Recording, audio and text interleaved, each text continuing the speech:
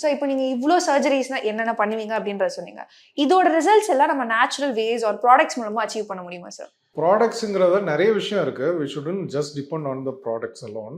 இப்போ அகத்தின் அழகு முகத்தில் தெரியும்னு சொல்கிறது தான். இப்போ நான் சர்ஜரி பண்ணாலே I can only treat the fat and the muscle underneath. ஸ்கின்னை வந்து முடிஞ்ச அளவுக்கு தான் என்னால் பண்ண முடியும். ஸோ ஸ்கின்னு பொலிவாக இருக்கிறதுக்கு என்னென்ன பண்ணலாம்? நல்ல டயட் இருக்கணும், நல்ல ஸ்லீப் இருக்கணும், அலர்ஜிஸ் இருந்தால் அலர்ஜிஸை ட்ரீட் பண்ணணும், நல்ல ஹேபிட்ஸ் இருக்கணும். Sugar, salt, any spicy or any thing that has to do with your life style எல்லாமே ஸ்ட்ரீம் லைண்டாக இருக்கணும். ஸோ நான் சர்ஜரி பண்ணி ஹேபிட்ஸ்லாம் ரொம்ப பேட் ஹேபிட்ஸ் இருந்துட்டு ஸ்லீப்பும் ஒழுங்காக இருந்தோம்னா ஸ்கின்னு வந்து போயிடும்.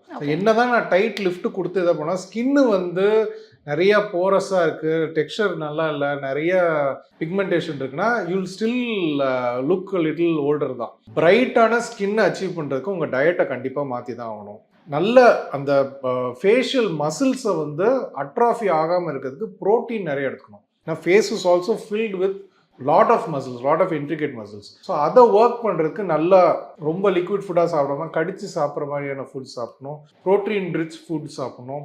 So any mineral and vitamin deficiencies எல்லாம் பார்த்துக்கணும். ஸோ என்னதான் சர்ஜரி பண்ணாலும் சர்ஜரியால் அச்சீவ் பண்ண முடியாதது டயட் மூலியமாகவும் ப்ராப்பர் இன்டேக் மூலியமாகவும் ப்ராப்பர் லைஃப் ஸ்டைல் மூலியமாக கண்டிப்பாக அச்சீவ் பண்ணலாம்.